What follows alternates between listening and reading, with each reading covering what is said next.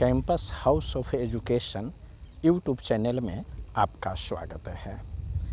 अभी मैं वृंदावन में यमुना मैया के किनारे खड़ा हूँ। यह यमुना मैया हैं। सबसे पहले इनको प्रणाम करते हैं, इनके जल को अपने ऊपर छिड़कते हैं। हिंदू धर्म ग्रंथों में ये काफ़ी पवित्र नदी मानी जाती है। ऐसा माना जाता है कि ये यमराज की बहन है और जो यमुना मैया की पूजा करते हैं उनको यमराज छूते तक नहीं है। ये वो धरती है जहाँ भगवान श्री कृष्ण और राधा रानी ने न जाने कितने लीलाएं की। ये धरती के सबसे पवित्र स्थल है, लेकिन वर्तमान समय में यहाँ पर बहुत ज़्यादा गंदगी है। हिंदुओं के सबसे पवित्र स्थलों में से एक वृंदावन धाम है। कहा जाता है कि यहाँ के कण कण में राधा और कृष्ण का प्रेम समाया हुआ है, लेकिन यहाँ बहुत ज़्यादा गंदगी है। आप देख सकते हैं तट पर भी यहाँ पर बहुत ज़्यादा गंदगी है और जैसे जैसे हम तट से हटते हैं गंदगी का अंबार लगा रहता है, जबकि इस तट से मात्र 500 मीटर की दूरी पर बांके बिहारी जी का मंदिर है। यहाँ आने के बाद काफ़ी दुख होता है कि ये पवित्र स्थल को इतना लोग गंदा कैसे बना कर रखे हुए हैं। जब मैं यहाँ पर आ रहा था तो मन में बहुत खुशी थी कि मैं उन स्थलों को देखने जा रहा हूँ जहाँ पर भगवान श्री कृष्ण और राधा रानी ने कई लीलाएं की। लेकिन यहाँ आने के बाद ऐसा लगता है कि वर्तमान सरकार या स्थानीय लोग इस पर ध्यान नहीं दे रहे हैं। ये गंदगी का अंबार लगा हुआ है और महज 500 मीटर की दूरी पर बांके बिहारी जी का मंदिर है, जो वृंदावन के प्रसिद्ध मंदिरों में से एक है। यहाँ से यमुना जी का दृश्य काफ़ी अच्छा लग रहा है। इसे बचाने की ज़रूरत है। स्थानीय लोगों को भी ध्यान देना होगा, सरकार को भी ध्यान देना होगा। हिंदुओं की सबसे पवित्र स्थल का यह हाल कहीं न कहीं हिंदू धर्म को गरातल में ले जाएगा। जिस नदी, जिस धाम का महत्व हमारे ग्रंथों में इतना अधिक है, जिस स्थान पर हमारे बड़े बुजुर्ग संत आकर शांति प्राप्त की, यह वही धरती है जहाँ किसी ज़माने में चैतन्य महाप्रभु आए थे, गोस्वामी तुलसीदास आए थे, सूरदास जी आए थे। मीराबाई ने इस स्थान पर अपना भक्ति रस को प्रसारित किया। इस संतों से भरा पड़ा धरती आज अपने अस्तित्व के लिए बेचैन है। यहाँ की जो महत्ता है धीरे धीरे समाप्त हो रही है। यमुना नदी के किनारे इतनी गंदगी वर्तमान केंद्र सरकार और राज्य सरकार पर भी प्रश्न चिन्ह उठाता है। वृंदावन के स्थानीय लोग पर भी यह प्रश्न चिन्ह है। दुनिया के हर कोने से हिंदू वृंदावन में आते हैं। बाहर के राज्यों एवं शहरों में यह बात प्रचलित है कि जो एक बार वृंदावन आ जाता है वह बार बार आना चाहता है, लेकिन मुझे लगता है कि इस बात में झूठ है। यह पहले संभव था, लेकिन चारों तरफ गंदगी ही गंदगी है। जब सूरदास का काल था, मीराबाई का काल था, गोस्वामी तुलसीदास का काल था, चैतन्य महाप्रभु जब आया करते थे, उस समय वाकई यह स्वर्ग था। जिस समय भगवान लीलाएं की थी, उस समय तो सारे देवता जितने भी थे इस वृंदावन में उतर आए थे, लेकिन उस विरासत को हम लोग बचा नहीं पाए। शहर के अंदर भी गंदगी, यमुना जी के तट पर भी गंदगी,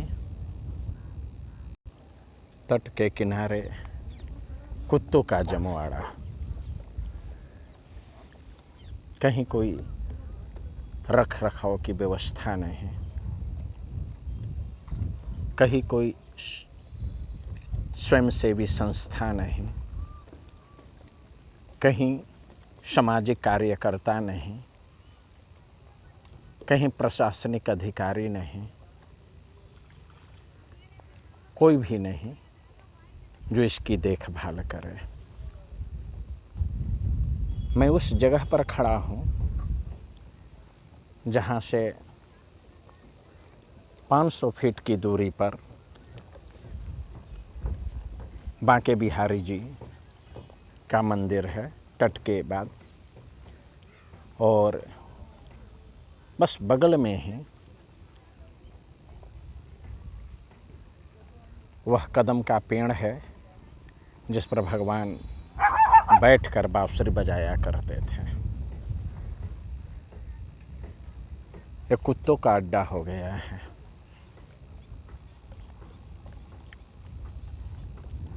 हिंदू धर्म का मैं कोई शिकायत नहीं कर रहा हूँ, मैं भी एक सच्चा भक्त हूँ और मुझे दुख हुआ इस गंदगी को देखकर कि वृंदावन की यह स्थिति, बड़े बड़े संत महात्मा यहाँ आश्रम बनाए हुए हैं, बड़ी बड़ी बातें वो करते हैं। वो कहाँ गए संत जो यमुना मैया के किनारे इतनी गंदगी है? क्यों नहीं वे लोग इसके लिए बात करते हैं? मैं कुछ आगे बढ़कर आपको सीन दिखाना चाहता हूँ। आप देखेंगे कितनी गंदगी है।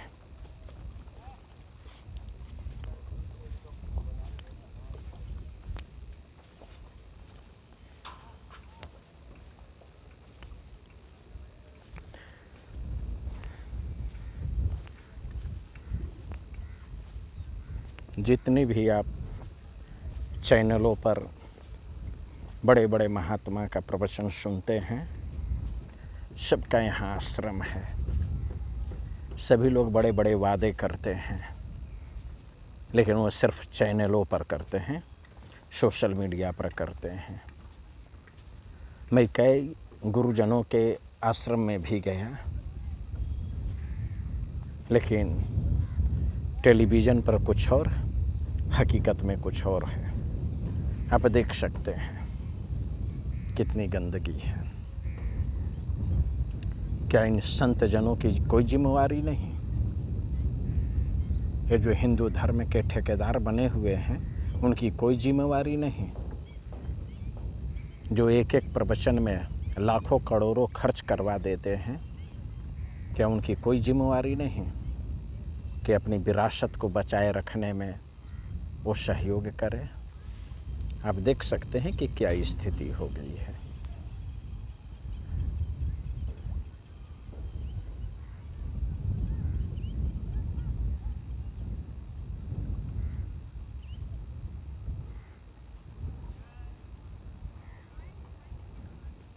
ये पूरे वृंदावन में यमुना जी के किनारे किनारे यही सीन है, चारों तरफ यही सीन है।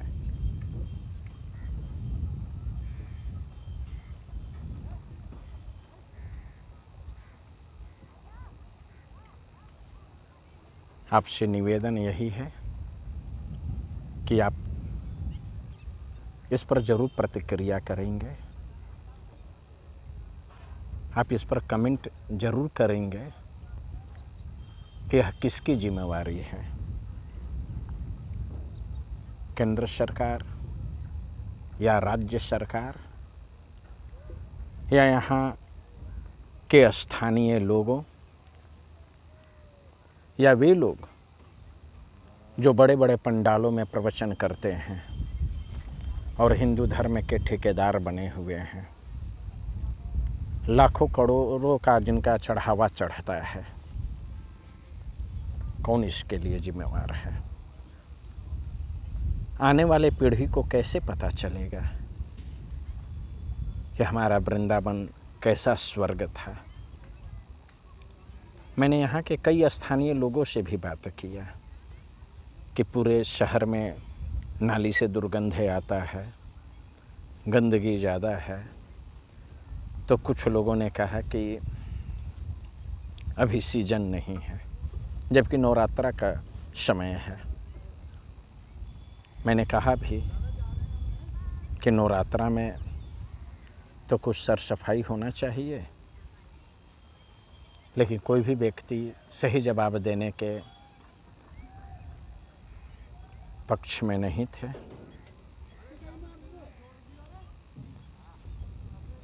आप देख सकते हैं कैसी स्थिति है, और यमुना जी का पानी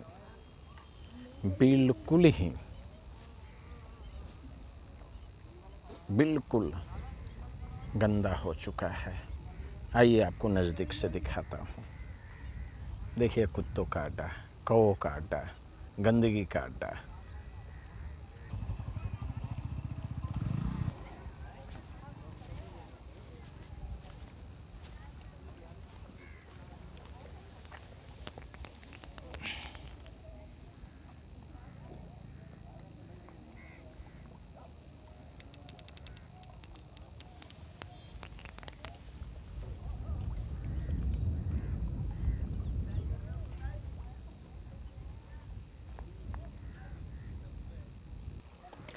किसी की भावना को ठेस पहुंचाना, उन्हें दुखित करना मेरा उद्देश्य नहीं है, लेकिन हिंदू होने के नाते ये मेरा फ़र्ज़ है कि मैं यहाँ पर जो गंदगी है, जो वृंदावन धाम के बारे में हम लोग के दिमाग में बसा हुआ है, बैठा हुआ है, और जो हकीकत में है उसके बारे में लोगों को बताऊं। मैंने कुछ जो कूड़ा करकट था इसे हटाने का प्रयास किया, लेकिन मैं कुछ घंटों के लिए यहाँ आया हूँ। मैं यहाँ 1-2 दिन नहीं रुक पाऊँगा, और अकेले मैं कितना क्या कर सकता हूँ। मुझे लगा कि इस गंदगी के बारे में आप लोगों को बताऊं। अगर मेरी बातों से आपकी भावना को ठेस पहुंचा है तो मैं माफ़ी चाहूँगा। धन्यवाद।